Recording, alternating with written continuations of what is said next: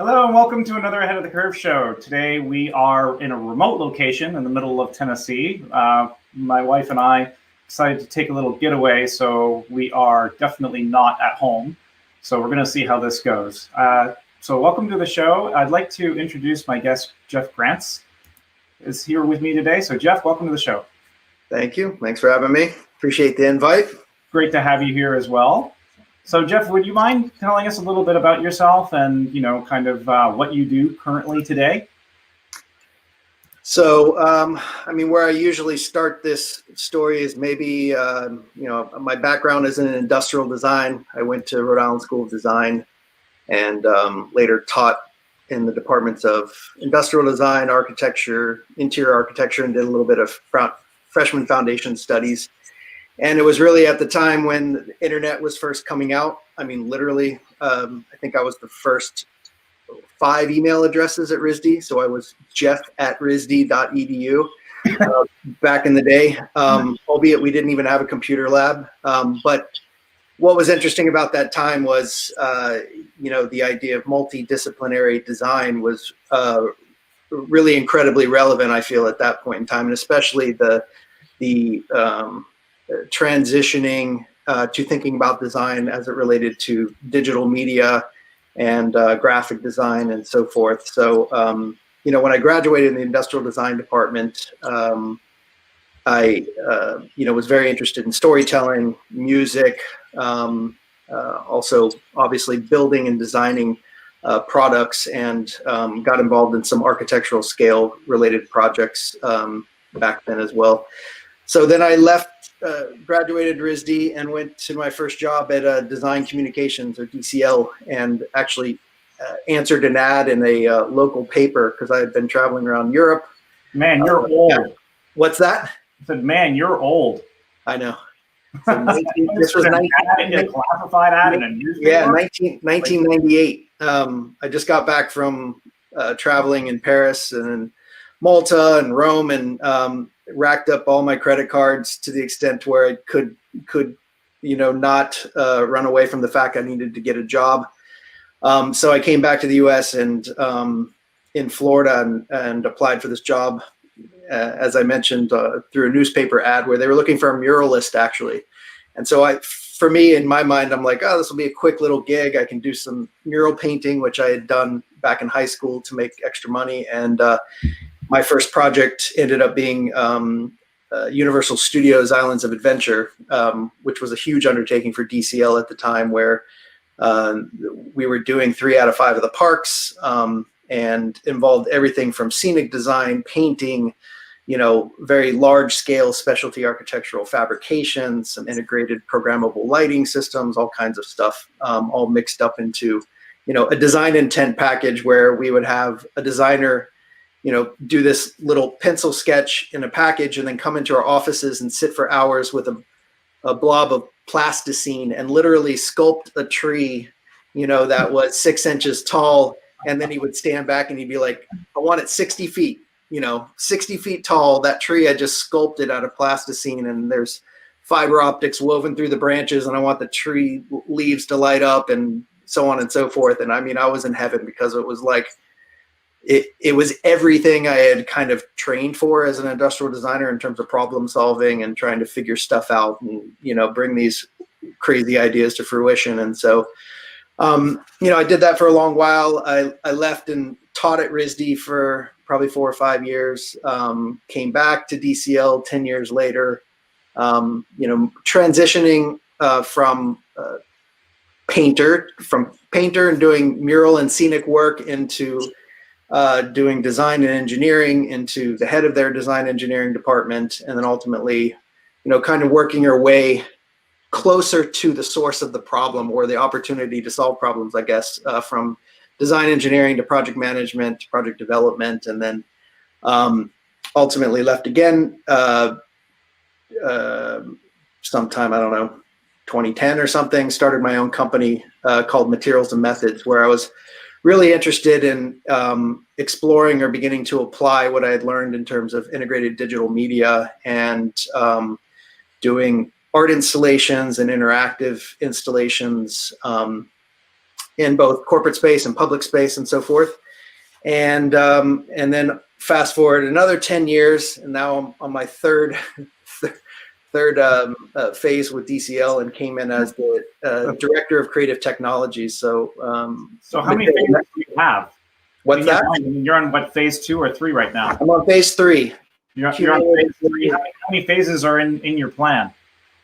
Only 3. Only 3. That's the safe answer.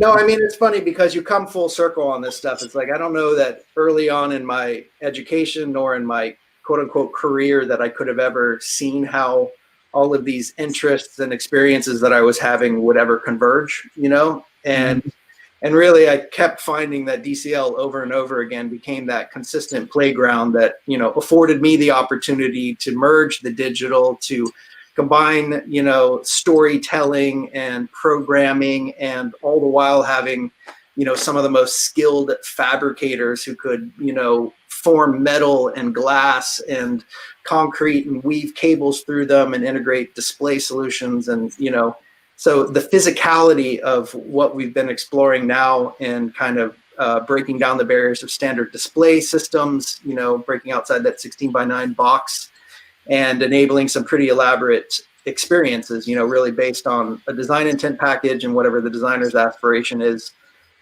as an experience, and not being afraid to kind of peel the tech apart and take some, you know, because ultimately all these projects require a lot of, you know, hacking, I guess the best way to put it. I mean, none of these technologies were ever intended to work together as you assume them to be. Yeah, I mean, you're inevitably, you know, pulling these disparate parts together and, you know, using digital duct tape to kind of hold it all together sometimes. And that's when you have maybe not the most extravagant budget, but your client has aspirations to do something a little bit out of the box. In other instances, you know, they come to you with a big pile of cash, and, you know, you have the ability to afford these hyper robust, you know, tried and tested systems that, you know, have proven to stand the test of time. But even those systems, you know, are often challenged, and there's so many nuances to these projects and enabling generative content and interactive programming and such. And yeah, we definitely both know how that is, right? Yes. Yeah. So now I've been at DCL for probably 4, maybe going on 5 years. Duct tape, not duct tape. I like duct tape. Yeah. So yeah, I've been at DCL for almost 5 years now, and, you know, what we're building internally is just expanding our capabilities to offer really a hybrid AV integration, as well as, you know, realizing engineering really complex integrated digital media environments, you know, working with gaming engines now to develop content and enable architects, you know, whatever narrated or experiential projects that they bring to the table. So, I mean, it's great because we can go out into the shop as well, and we have the capacity to build things at full scale and have 65-foot ceilings. And, you know, so it's a weird hybrid where you got a guy tinkering with a soldering, you know, gun on one side, you got a gantry crane pulling, you know, I-beams across the studio on the other side. So it's, and everything in between. Yeah, that's pretty awesome. So when your customers come to you with these ideas and they have these illusions of grandeur, you know, where do you kind of start with them? Do you start sitting down with them and immediately jump into the financial side of things, or do you kind of take a more exploratory approach and look into kind of the meanings of what they're trying to do and the story behind what they're trying to achieve? I mean, I guess a little of both. I think you can't responsibly enter into any of these conversations without at least establishing a general order of magnitude as to what these things cost, because I'd rather get the shock out of the way up front. I mean, because there is a threshold too. I mean, if someone comes to me and in the course of the sentence for what they aspire to do, it's interactive video, you know, X amount of feet wide and engaging this many people, I'm already like, all right, so starting line is $500,000 and, or, whatever, kind of based on past experience I might have. And if the client's thinking 50 grand, there's, it's not that there's no reason to have the conversation, but you need to responsibly align expectations with what can be delivered. So you steer the conversation in a different way. Very interesting line right there. What's that? You need to align it with the expectations right away. Yeah. And it's not that you can't do incredibly creative things with, lower fidelity type installations. I mean, there's some insane things you can do. I think of a project we did with Reebok a few years back, and I love design build models where in lieu of a client coming to us and then we go through this arduous process and it's kind of like a dance, like how much is it going to cost? And they're like, well, how much do you need it to cost? Because legitimately from a design build perspective, we can find a way within reason to execute something that, when we're provided, let's say a 3D rendering and an animation, and it suggests how someone interacts with it, it suggests the materiality, the form factors. If you allow us the flexibility to interpret those design intents and to collaborate with you as a designer or an owner, with an understanding of the budgetary constraints, we can get there. Do you know what I mean? Again, within reason. And so that's what I find us very often doing is we've been breaking our projects into a two-phase development because we as, being ultimately responsible not only for engineering, building, and ultimately service and maintaining these installations, we can't possibly forecast what it's going to cost until we know exactly what we're building. And the client doesn't want to, inversely go too far out on a limb without determining, the course or the path that they're being led down. They don't want to, come to the end of this whole process to be presented with a number that, is double what they ever expected. So we establish the expectations, I think, up front. We provide a definitive design assist phase one, where we can engineer the solutions. We can take into account the budget constraints and time constraints, reasonably what they have available in terms of administering and, creating content for or supporting, whatever installation they're hiring us to build. And then we forecast for them. We think it could be anywhere between X and Y. And not only that, but you give them a little kind of flex. We give them a window, and then realistically, we can engineer solutions that are low, medium, and high within that range. And there's inevitable compromises to be made. And it's not necessarily compromises to the overarching objective. Even it's just sometimes, well, if we decrease the resolution by this, or maybe in lieu of doing a an ultra fine LED display across the entirety of it, we have the opportunity here where the viewing distance is 100 feet, that we can find a way. Again, this is consultation with the designer, because what's interesting as a design builder is that we in fact do not design. We don't provide creative services. We don't come in with concepts. We don't step on the toes of the designers that we work with, but we're there as kind of a counterpart to them to support the engineering and figuring out how to build it. So usually those suggestions we're making behind the scenes, not necessarily in front of the owners, and we're having dialogue and ongoing collaboration with the design companies.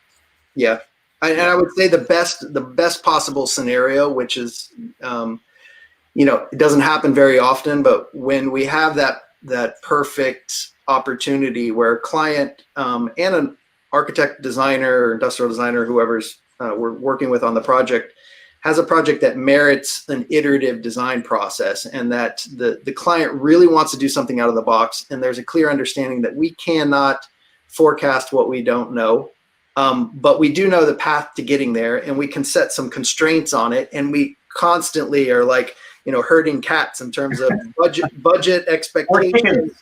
What's that? I said, or chickens. Yeah, or chickens, right?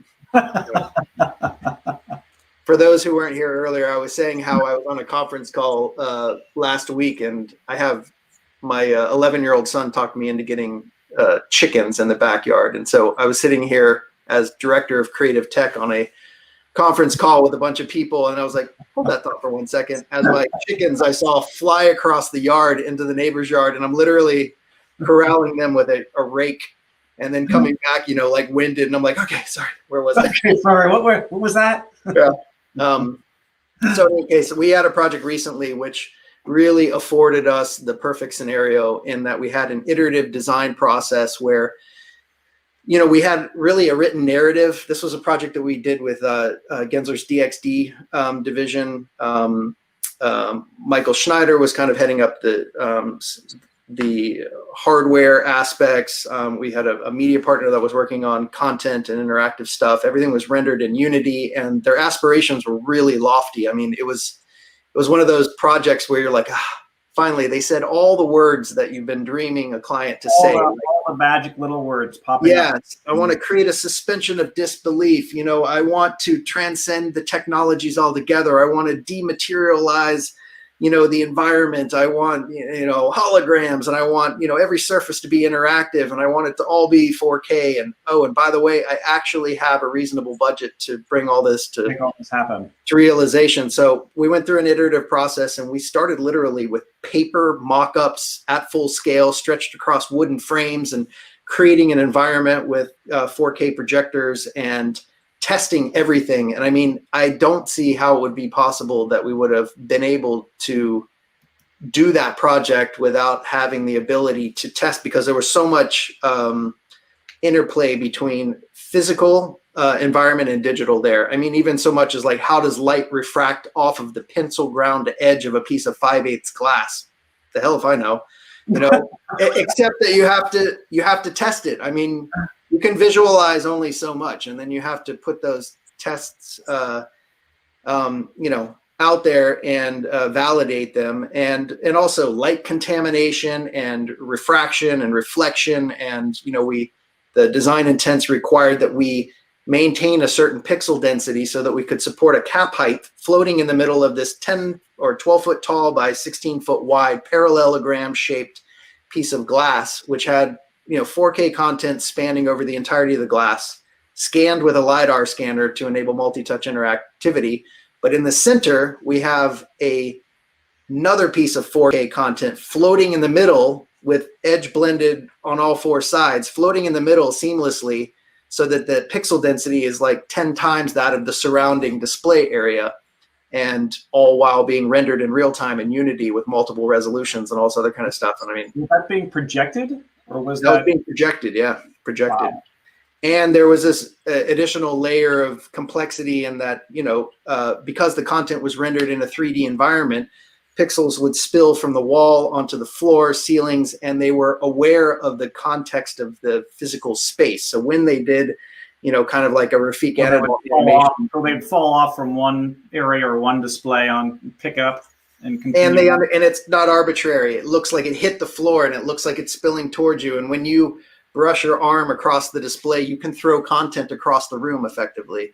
And all the glass was this choreography of transparency and opacity, because we had proximity sensors that were enabling the glass to transition from a transparent state and create holographic content and content that spilled out onto floors.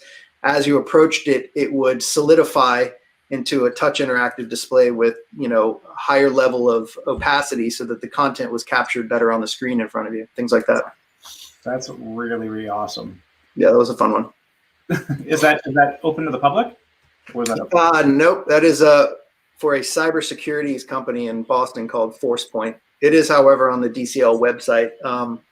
And we're shooting the final videos for it now, but it is available on the website with a couple, bits of information about it and such. But it ended up being 6 of those of those 4K panels, as well as a supplemental 4K experience in the back. So we had 6 times 2 plus 1, 40, 50K of content, something like that.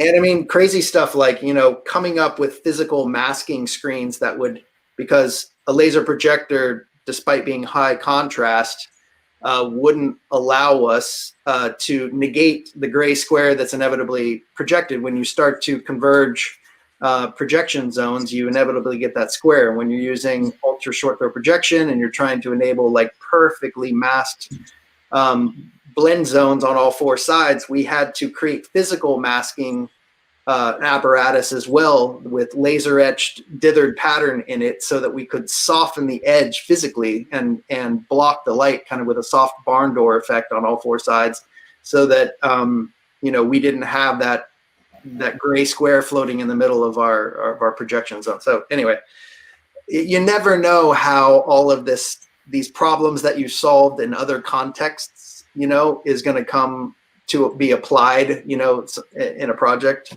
I enjoy that. I found that the festivals, and things that I've been involved with in the past, the Luminous or Nuit Blanche festivals in New York, we had done a project a few years back called As We Are, which was this 16-foot tall LED head, which I know you've seen. Oh, I love that thing. I think that was amazing. Yeah, actually, myself and my wife have had our pictures pop up on that thing. Oh, that's right. Yeah.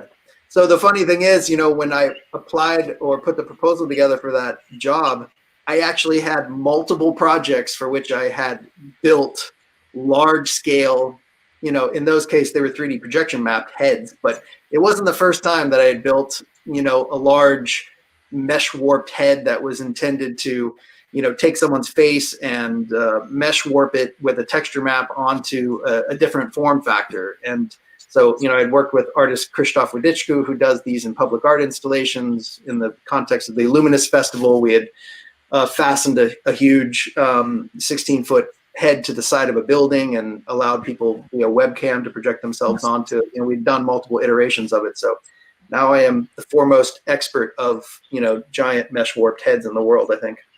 So what you're trying to say is that if anybody is looking for a mesh warped head, to give you a call. Yes, I'm on it. I am as your website states, ahead of the curve on that one. We'll give you the ahead of the curve stamp, the official ahead of the curve stamp for mesh warped heads. Yeah, that kind of just shows that, a lot of the experience just comes from even hobbies, doing little hobbies and working on side projects and things that are not pertaining directly to what you're working in and what your profession is today. It's amazing how much you can learn just from getting yourself involved and just tinkering around with things either in your garage or, helping out with projection festivals or art festivals or all those different things. It's amazing how much of that experience you can take and then reapply, to different areas within your life or your profession. Yeah, and being a business, at the end of the day, I do business development or, project development. And so you do have an opportunity with that. It wouldn't be, I would say it's pretty often that although I say that I hung up my design hat, when I. Yeah, whatever. No, what I was going to say is that you have this with a bunch of different firms that we work with. We have such a great rapport with them where they are open to and benefit from the ongoing research and development and testing and just whack things that we're playing around with in the back side of the studio, and they're open to it. And so I'll present them. I do these presentations called Architectonic, and they used to be that we would show up at an architecture firm's studio, and we'd obviously be talking about architecture, the integration of technology, and then we'd bring a big punch bowl of gin and tonic, and that was the tonic portion. And those days are long since gone. But I would present these things that we were playing around with and testing and applications, some of which had been realized, others of which didn't come to fruition or whatever. And then inevitably, fast forward 6 months later, we'd start to see precedent images in a design intent package that were either direct correlation to or the actual images that I had provided them or whatever. So they're listening and they're interested in exploring these things, and what I'm really excited about is changing the vernacular in terms of how you display images and how you can support kind of real 3D experiences. And what I've enjoyed at DCL is the fact that we can build, and I can start to break down some of those barriers. Like we were doing some explorations with an artist for Chanel, and we were, reverse CNC cutting, 3-inch thick slabs of solid acrylic with these rose flowers, but we were using these 3D models that we had in high detail, and then we were generating animations and then projecting them back into the 3D CNC forms of these flowers that were encapsulated in these 3-inch slabs of acrylic. And I mean, it was cool because this was not a display solution. This was, retrofitting micro tiles and like weird technologies to do things that, they weren't expected to do before. And as a result, creating kind of a new language to enable architects to just think more freely about what the fusion of digital or programmable surfaces and environments can be. It doesn't have to be, a display or a video wall, array, or, where the challenges are as simple as like, oh, can we bring it to a corner, and can we go floor to ceiling, and is the pixel density high enough, and all that kind of stuff. Whereas we can kind of blend physical fabrication, custom fabrication with some of these advanced projection and digital media display capabilities. Yeah, absolutely. I wanted to talk to you as well. We've touched a little bit upon the importance of visualization and using visualization tools to be able to, at least maybe fast track or prototype things in an environment. How often are you guys using those tools compared to the physical mock-ups, and kind of at what phase or what point do you fall over from a visualized environment over into a more practical environment? I mean, we tend to very quickly transition out of animations. I mean, those are really usually just like a rendering or an animation 3D model or whatever we use to get the project, or to help an architect or a designer get the project that they don't have the wherewithal to. So you guys are kind of using it more in the pitch phase?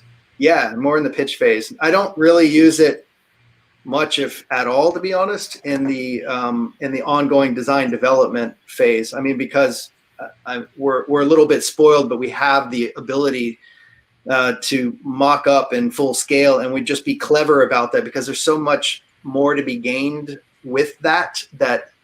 Again, with the assumption that the designers that we work with and the work that we're doing at DCL is really, looking to blur the line between the physical and digital production. And so we need the ability to be informed through those prototypes and mock-ups, so that we don't make all these brash assumptions and go out there and build the damn thing only to find that, as I mentioned before, that the light's gleaming off the edge of the pencil ground 5/8 glass and hitting the viewer in the eye, or, there were things we absolutely could not have done without physical mock-ups. I can show you a couple examples, actually. If you want me to do a quick screen share, I can show you a couple prototypes that we built.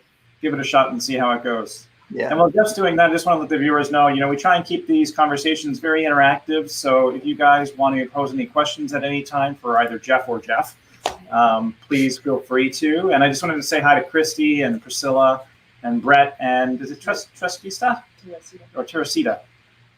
So thanks for watching the show, guys, and thanks for your support. But yeah, we try and keep this very conversational and very organic. So again, if you guys have a comment, there's no wrong comments, there's no bad comments or any questions, please feel free to fire away. We want you guys to be as much a part of the conversation as we are. So Jeff, I think we're ready to throw your screen up if you are. You should be seeing my screen, hopefully. Yeah, we've got it. We've got a PowerPoint presentation, and you're kind of whizzing through some slides. Yeah, I was just gonna click on a few that I thought, specifically related to prototyping that would be, kind of interest. Only got about 400 slides here, so I won't subject you to all of them. All right, so for the next 15 minutes, we're going to be. But like here's an interesting project where, the designer wanted to explore kind of how to make text float and animate. And so we ended up, let me see, how do I? You can hit the hide button on the bottom. There we go. All right. Yeah. How do I play this? I don't know if you can. You might be able to, but yeah, let me do this. I'll just go to slideshow. So this There we go. Perfect. So here you can see, we used projection in this particular case, but we laser etched glass with these, horizontally oriented lines on them of various heights. And then, this was at 50% transparency basically.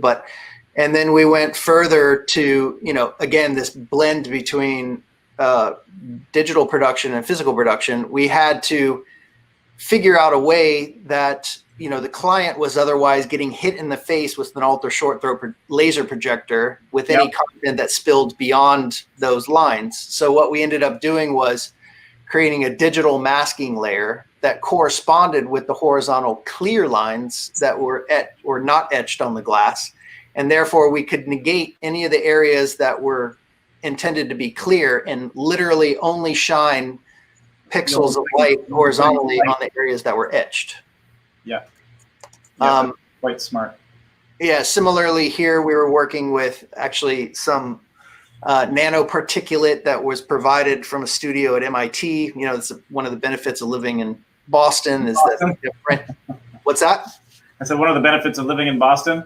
Yeah, one of the benefits of living in Boston and having colleagues that are in and out of the MIT Media Lab and so forth is, we get some of these wacky materials made available to us kind of prior to them being, available anywhere else. And so we were playing around with nanoparticulate, which was a very specific kind of glass bead based.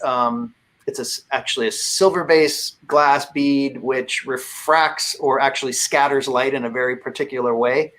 And this powder is like, hyperfine powder that we could add to silkscreen mediums and inks, and we could silkscreen wall surfaces, and then the text would almost disappear when the projection was off, but we would projection map and align our pixels so precisely with the text that we could enable these amazing kind of scenarios where we would allow text to emerge that was content relevant. We would highlight a specific creative writer, but we would also use the font or the lines of text as kind of particles or pixels. So we could have these animated sequences that would play out on this 25-foot wide screen. And, it was a balance between massaging the digital, content to align with this space, as well as, being able to control the physical parameters that we were, building to. That looks very Statue of Liberty Museum like. Is that what that was for? No, that was the Creative Writers Museum in Chicago, actually. Okay, I just saw it. So, and then there was another, project that, in terms of prototyping that, where is that? Sorry, just the material that you used on that project. You mentioned like kind of a silver particulate that you were using, like Yeah, it's a nanoparticulate. It's like a ultrafine glass bead that's, manufactured in scientific conditions for scientific applications, but here it was being used to scatter light. And so that particulate has evolved into a product form now. Is that screen goo? What's that? Screen goo?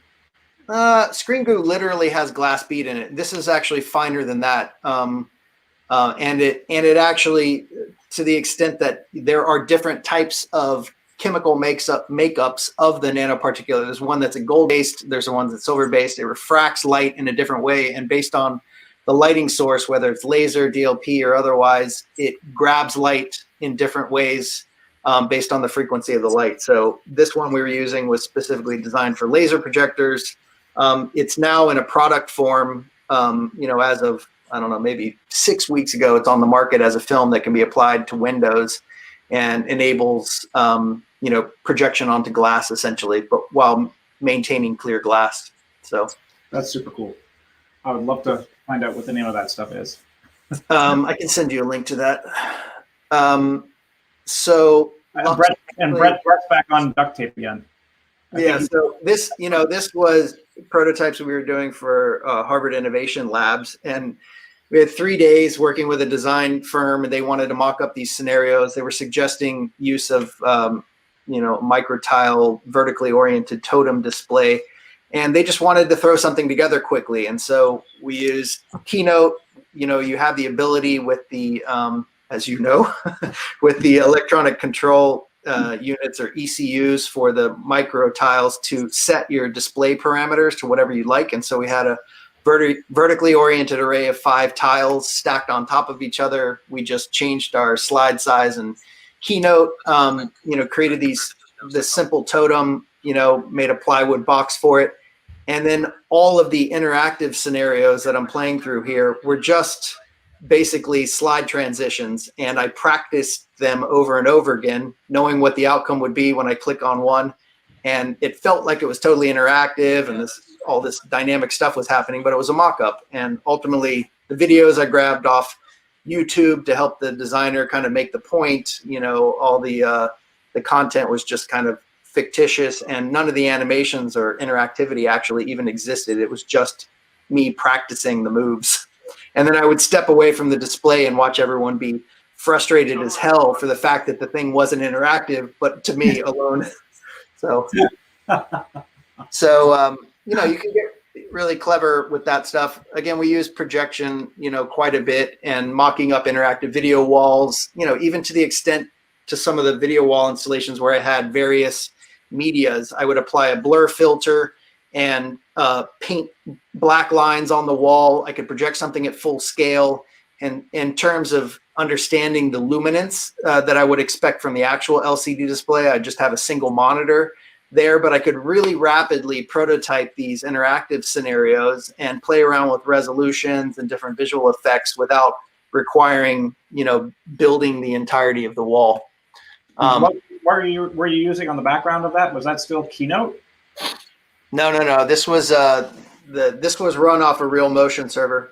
Okay. Yeah, I thought that one looked familiar. Jeff, I had a question about the link. Did you know the link of that product off the top of your head? Lux Labs. Lux Labs. LUXLABS? Sounds right. Okay, we're gonna throw that up. Sorry, Lux Labs or Lux Lab. Are you talking about the transparent particulate thing? Yeah. So the project I was speaking to earlier, that project we had done with DXD, here you can kind of see the different iterations of it. So I wasn't lying when I said we were literally going from, paper templates, with some wooden frames like stretched canvases, and we worked our way from that into, larger frames. We could create a composition of the whole space, move things around very quickly. We ultimately moved to acrylic panels. Finally we transitioned into glass, but we did a myriad of tests with various rear projection films, and working out we had 13 different rear projection films, and ultimately ended up using an electrified e-glass film that we applied second surface to these glass panels. But we had to custom cut them so that the seams corresponded with diagonal seams of these parallelogram shaped displays and so forth. That's really impressive. So that was all mocked up in the warehouse as well before it was deployed? Yeah. We have a kind of a front of house prototyping showroom, which carpeted, nicely lit, that kind of thing. And then we have in the back, we have a shop space that has 65-foot ceilings, and we can build as big as we need to. Even more recently, we had this huge project come through that was just recently installed in Dallas.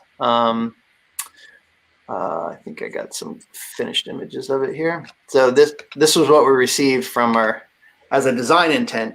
And this is Danny Barnice's design. This is in Grandscape. And so we had to custom manufacture. Grandscape in Texas? In Texas, yeah, Dallas.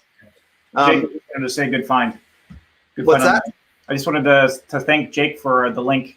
Jake managed to find the link for the. Oh, great. Yeah, so this is a combination experiential sound design. There's like multiple layers of sound which radiate at different concentric distances from this totem. The content, is generative, done in Touch Designer, and the LED displays. It's a 3.9 millimeter exterior LED that we had to custom engineer for the application. Man, that's beautiful. So, these LED modules, of course, didn't exist in this triangular shape. And so, but with 65-foot ceilings, we could build it fully erect in the shop and then dismember it and ship it out, in pieces and then reinstall it in the field. So, yeah. The LED, what pitch was the LED on that project? I believe it was 3.9. It might have been 2.9 though. And how long ago was that? It was just installed a couple months ago, probably 5 months ago. Yeah, it looks gorgeous. Yeah. And of course, this is the Hard Rock. Yep, this was the Hard Rock. The project that I, spent probably 2.5 years on. I'm still answering phone calls almost on a daily basis related to, we need to get, this content up there, or Pitbull's doing a music, thing at the poolside. We need this happen, or, or who knows what. But this was designed to be, it's 30,000 linear feet of integrated LED lighting. We worked with manufacturer Seiko who manufactured the LED sticks, but it was really a collaborative process of resolving the form factor of the stick. It's a double diode stick, so we get either double the brightness or double the lifespan, depending on how you look at it. And it's fully integrated and flush with the existing curtain wall of the building, and had to be installed in lockstep with the the building of and installation of the curtain wall, which it's kind of like weaving a sweater, cables and lights amidst a construction site where you have these huge multi-ton panels of glass being set, and you're coming in right on their coattails and installing lights to take advantage of access over the slab wall, because as the building went up, we worked literally over the edge on a floor-by-floor basis to install the lights. But prior to that, and as it relates to mock-ups, we relied first on a quick animation that we did in After Effects. Clyde Jubal-Wald was the architect, and they certainly had an inclination of what they wanted to do, but then they were looking for us to help them articulate to the owner what the capabilities of this thing could really be. And so I think through that collaborative process, we really expanded on what this system would be capable of, and everything from simple lighting schemes to sound responsive and generative content scenarios where the guitar is broken up into multiple parts, the strings versus the returns versus the fascia. And this was the lasers on top of the building. What's that? Versus the lasers on top of the building. Right. That was another fun part. So, one of those rare opportunities where a client who happens to be, a Seminole Indian tribe, and who doesn't have to, submit to the same FAA guidelines, we were able to work with them to engineer a, never before built kind of custom laser system that shot 6 lasers corresponding with the alignment of the strings about 5 miles into the sky each. So that was a fun night when you go out there and you turn these things on for the first time. And it was the only time in my life I can think of where I looked up and the lasers shot so high that it felt like I was looking back behind myself. Like I was looking, they literally went so high that there was no end to them, which I'd never experienced before. But we did this to scale mock-up. It was like 1/100th scale mock-up of the building, and we aligned, pixel perfect. Every line of installed LED corresponds with a line of projected content, and we had to laser level all the projectors so that we had pixel perfect alignment, all that other kind of stuff. And then, ultimately, you guys have probably seen the outcome of this, but grand opening, we created spectacles and worked with Float 4 and a group called Wild Dogs out of New York to develop the content and grand opening scenes for them. Yeah, we got some pictures of my old, So anyway, I'll spare you the video. So Brett actually brought a really interesting question. Has the pandemic changed any of your design and fabrication processes? Has the pandemic changed any of our design or fabrication process? Assuredly, yeah. We have, 350 fabricators, or engineers, fabricators, builders, graphics people working under the same roof. And so we modularize or kind of siloed our different kind of departments in such a way that we could control the amount of potential exposure that people would have to each other. All the common areas were eradicated. There's no more lunchrooms or any of those kind of things. Single kind of controlled points of entrance. All the kind of things almost like you would see in a hospital. In the office space, everyone's wearing masks. We don't do, when we do a meeting now, we basically sit at separate desks in a giant cafeteria and everyone's like 10 feet away from each other and all that kind of stuff. And then just a lot of remote video conferencing and meetings and so forth. It's been interesting in terms, there was an immediate, ton of projects that were put on hold, others that were ironically fast-tracked. And people, in particular, large mixed-use retail developers and some people that we're working with now and wrapping up some projects for world headquarters, who were not only not impacted by the pandemic, but who positively impacted because they, occupy areas such as telecommunications and pharma and all this other kind of stuff. So we happen to be in a good location here in Boston with a lot of those type of projects going on. So those projects were fast-tracked because they saw opportunities to get in there and to expedite the execution of stuff and not be burdened. If we're crane lifting giant media installations onto the facade of the building and there's no traffic to contend with as we would normally have on a busy New York or Boston, work day, it makes things more efficient. Yeah, absolutely.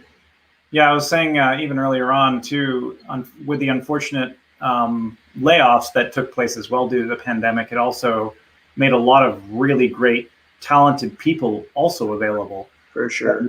That you didn't normally have access to, and I did see companies take advantage of that. And also encouraged companies to take advantage of that as much as possible. Because I'm like, you've got talent out in the market right now that you could not get at all. Yes, we have a couple new creative tech employees for exactly that reason. Yeah, absolutely. We would probably not otherwise be able to get. So, yeah. Yeah, so I keep on telling everybody it's an unfortunate time for some, but it's a moment of opportunity for a lot. There's a lot of opportunity out there for everybody. Well, and I think what's interesting is, the whole pandemic is forcing us quite literally to rethink our relationship with technologies. And I really feel like we're in the Stone Age. There's, as far as like human computer interface and telepresence and things like that. The fact that we're sitting here, and I'm looking at you on this little box and I have to look up to the camera and all these other, it's ridiculous because you and I both know there are a myriad of opportunities to improve this experience and to make it more seamless and ubiquitous and integrated. And I don't need to have a light. I could have a RealSense camera that scans my face in real time and applies whatever lighting effect I want, any time, and the backdrop can be, rendered, all that stuff exists, but there hasn't to date been the urgency to advance those capabilities, but now there is. So I think that people working in that space, there's going to be some interesting things that emerge from it. Yeah, I think so too. Well, Jeff, I wanted to thank you so much for being part of the conversation. It's been awesome having you on board. For those of you who want to get in touch with Jeff, you can reach him at J Grantz at DCLBoston.com. He's pretty active as well on LinkedIn, and he's actually pretty easy to get in touch with in general. So you can just search Jeff Grantz in Google and you're going to find him. He's pretty much all over the place, kind of like I am, actually, in a lot of ways, I think, on the internet. But Jeff, thanks so much for being our guest today. Also, I just wanted to mention to you all that we do have swag that's available now for Ahead of the Curve. Some really cool stuff. You can check that out at aotc.one/swag. So we have shirts and cups and all kinds of little things, knickknacks and things like that. Also, we're kind of doing this as well out of our own back pockets financially. If you guys could help us out in any way by making a donation of some sort to our Patreon page, we have aotc.one/hero. And next week next week is Thanksgiving here in the States. So we're going to take a little break for Thanksgiving, and then we're going to come back to you on December the 3rd with Ray Eady. We're changing things up a little bit. Ray is actually a good friend of mine in Orlando, and he's a stuntman by trade, did a lot of acting as well in film and television, and also works as a professor at the Rosen College of Hospitality Management. And we're going to be talking about some of the behind-the-scenes stuff that he worked on in both film and working inside the theme parks and theme park experience, working kind of as a stage manager and actor and stuntman for some of those shows. So that should be some really interesting stuff. So Jeff, thanks a lot. Thanks again for being part of the conversation. Yep. Enjoyed having you here today. Good to see you. You too. And as I say to everybody every single week, thanks for watching and stay ahead of the curve, everyone. Thanks. Good.